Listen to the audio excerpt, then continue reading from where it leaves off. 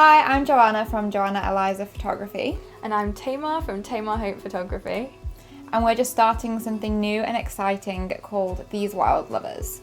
So this is just like the first introductory little bits and pieces that we're going to be doing. And first up we have a little Q&A. I'm excited. So we asked you guys on Instagram if you had any questions related to business or photography or living life as a self-employed person, and we got lots of fun responses, so we're just going to see how many we can get through in this video. We basically have split these questions into sections because we got a lot of different questions relating to different topics. So the first thing that we'll start off with is social media, and the first question that we've got is growth on Insta help.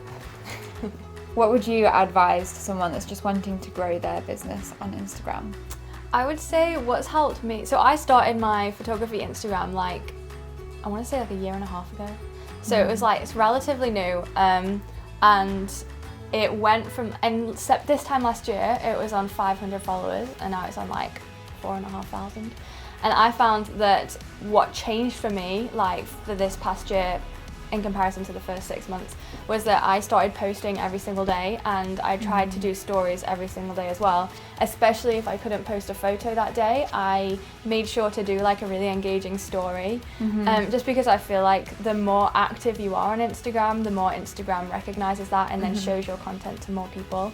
Yeah. So if you're looking to grow on Insta and you're not posting at least every other day, but preferably every day, then that's something that you should start doing, because even if it's just showing, even if you haven't done lots of work that week, but you've got a photo of yourself, or you can get your husband or boyfriend or girlfriend to take a photo of you that you can post, and then you can just chat about how your week's been. That's better than not posting at all. So that's my number one tip with Instagram. And we both use this app called Mosaico to plan our Instagrams and what we're doing when, so that our feed looks how we want it to, which I think is also good. Yeah. And we both use paid promotions on Instagram, which have been very helpful in reaching the ideal clients.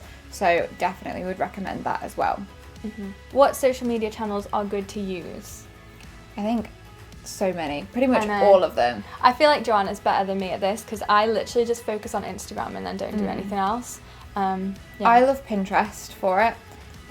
I've not got any bookings through Pinterest as of yet, but my Pinterest page gets 11,000 monthly unique viewers, which is quite a lot in comparison to what it was on before I started putting any sort of focus on it. So now I just put all of my posts from my blog, I pin the photos into Pinterest and then add them into different boards and use hashtags, and it seems to have done quite well. So I think that's always quite good. And I've met loads of different people on it as well, which has been nice, because it's a different audience to what Instagram is, because it's often people with a different kind of mindset, which is nice. So I like Pinterest. Yeah, I need to use Pinterest more. Joanna, we just spent a week in Paris together, and she was like, you need to get on Pinterest. So I started. Pinterest obsessed. Yeah, no, it is really good. For sure, Pinterest. I would say it's probably not the best business model, but most of my most of my clients do come through social media. Yeah. So it just shows how important social media is. So yeah, with regards to the best channels, I'd say the most obvious ones are Facebook, Instagram, and Pinterest. Yeah. I don't use Twitter. I guess we're just starting YouTube now. Yeah. But yeah, I think Instagram's probably the biggest one if you're a photographer. Yes. I feel definitely. If you're only gonna have one, I would say do Instagram, just because that's how people find things nowadays. Even if I'm looking for jewelry or clothes and I want to find a small business or a local business to support, I'll go straight to Instagram and search for local hashtags. So. Also, saving work on Instagram is really good for the photographers that you're saving the work of, but also for looking back, because it's kind of like Pinterest, because then you've got loads of different boards that you can just create. I save so many photos on Instagram. Next. Oh, this is a hard one. I find this hard. How to write Instagram captions which are engaging and show your personality. I find this difficult, but I have to be in the right mindset to do an Instagram post, I think, because I tend to just write whatever I'm thinking about, and I just kind of like go for it and see what happens. So sometimes my Instagram captions will literally be like, here is a photo I took. Like something just stupid and not all that great. But then sometimes if I'm like actually take the time to kind of think about what I'm doing whilst I'm making the post, I end up getting a bit of a better one. I feel like if you add a bit of a story to it, that often works. That helps quite well. Yeah, I think I overthink it too much, so I'll like sit and just think for ages, like what should I post, like what should I like write as the caption, and then sometimes I just give up and like put a quote in there. But your quotes are really good on Instagram. That's what I do use Pinterest for, is finding quotes. And Yeah. I've actually found that when I do use quotes, it actually does quite well, because people will save the post just to save the quote, like regardless of what the photo is. Yep. And that boosts engagement on Instagram if people save your post. So Yeah. quotes are a good idea. I just think that like it's really good to show your personality to your followers. So doing like quotes on every single photo that you post is probably not the best way to like engage with your audience. I think the best way is to just be real on Instagram, because Instagram is such a place for being fake nowadays. Like everything is just so filtered and changed. So I think it's really good to add your personality in there, and like if something has happened in your week, like be open about it, and that's often quite good. Yeah.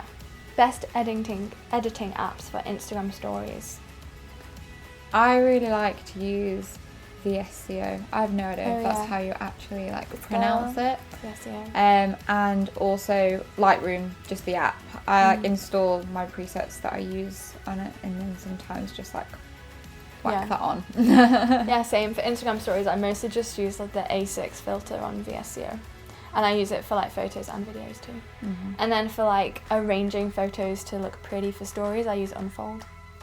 I use Unfold and In Stories, which is like a new app that I discovered. I don't know what I was searching for, but I came across it and it's fun.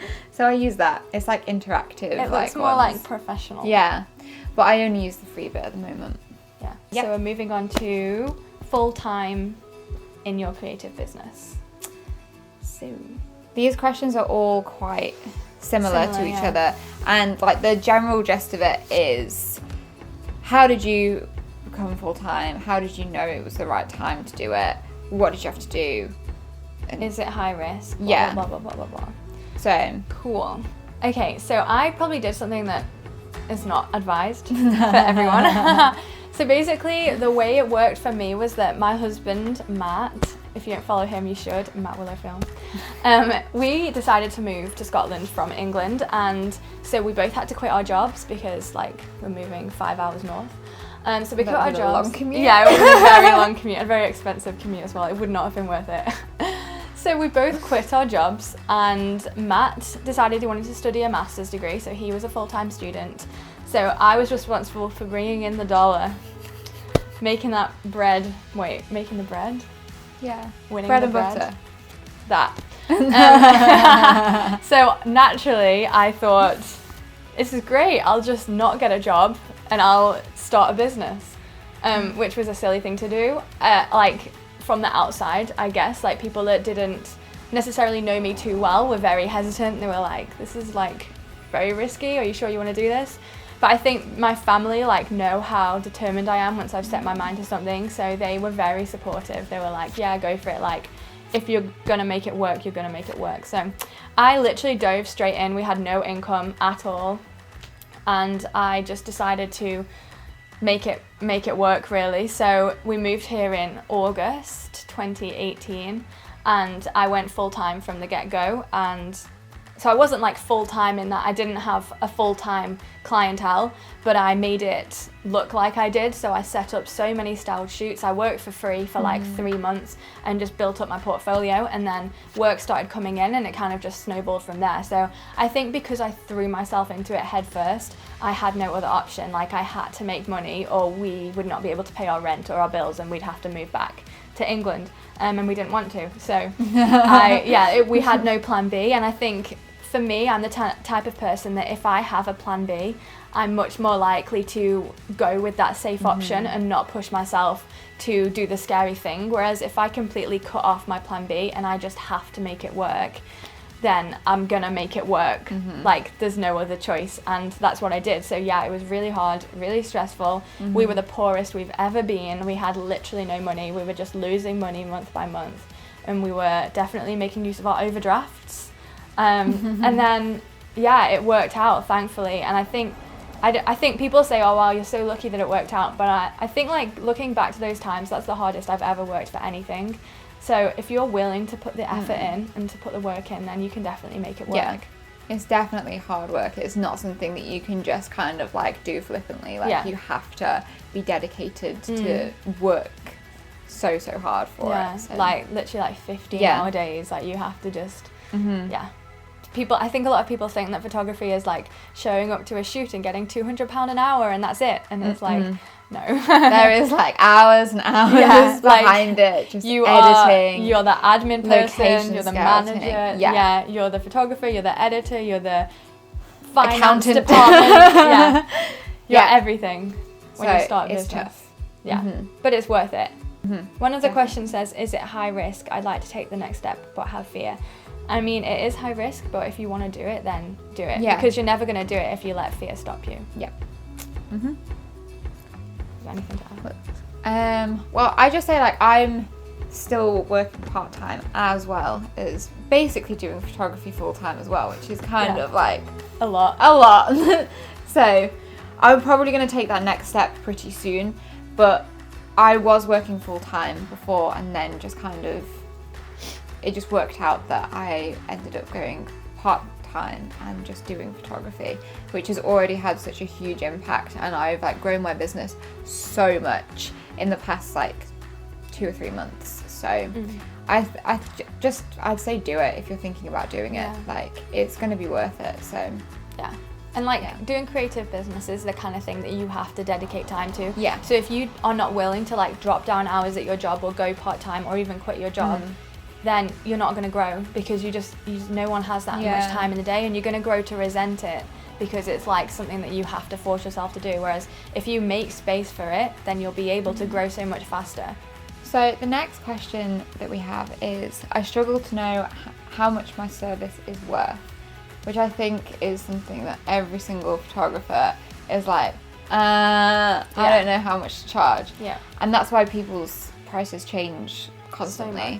So I think like it depends on your experience and like how much you're doing. I think the more shoots you do, the more you'll go, I need to be paid more for what I'm doing right now. And I think that's how you kind of like establish it. Because sometimes you'll do something and you'll be like, this is not worth the amount of money I'm being paid, and then you kind of go, okay, so let's up it by 100 and then see, and then it's one of those things that changes quite often, I'd say. I think you've probably had more of a journey with your price changing.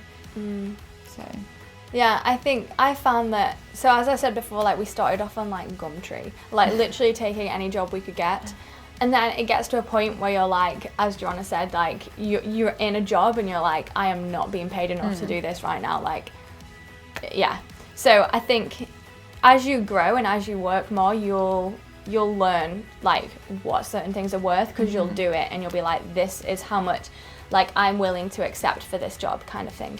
And I also think the more you interact with other photographers and you chat to them about their pricing, the easier it is to get a grasp on the market value of things. Like, what I would charge for a wedding in Scotland is so different for what like a photographer based in Chicago would charge for a wedding there, because the wedding industry in Chicago is like so much bigger than the wedding industry in Scotland. So I can't like give you a figure and say this is how much you should charge for this, because it changes like depending on your equipment, how long you've been in business for, like your talent as well, and also just like your style and where you're based. Everything like factors into it. But the one thing I would say is that when people start out, they definitely undervalue themselves and charge not enough.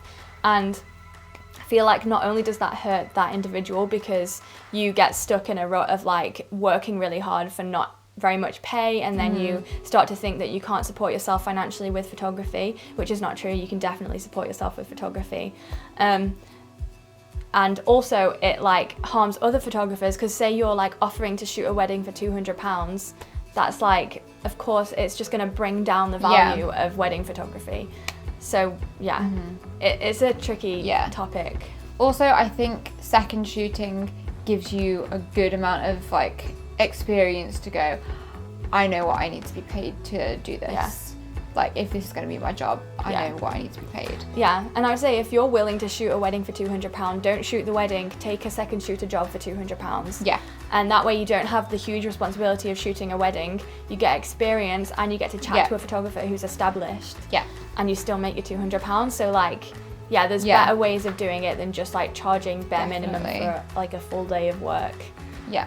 And I've also found that when I increase my prices, and I would say I'm like the upper mid-range of what like the general market value of photography is in our area.